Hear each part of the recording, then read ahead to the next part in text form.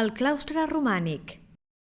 A l'extrem sud de Santa Maria s'estén un espai que, en el segle VI, era la zona residencial del conjunt episcopal.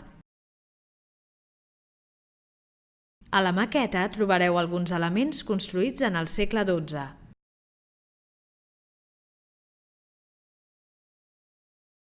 Concretament, l'estructura completa del claustre romànic, les dependències al priorat i les edificacions destinades a la sagrera, que és l'espai sagrat que envolta les esglésies.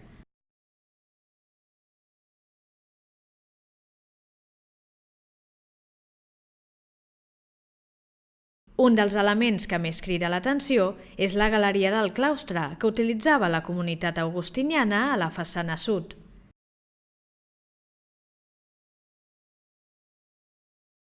Al centre d'aquesta zona s'han marcat les siluetes circulars de nombroses sitges d'època ibèrica i romana que servien per emmagatzemar gra.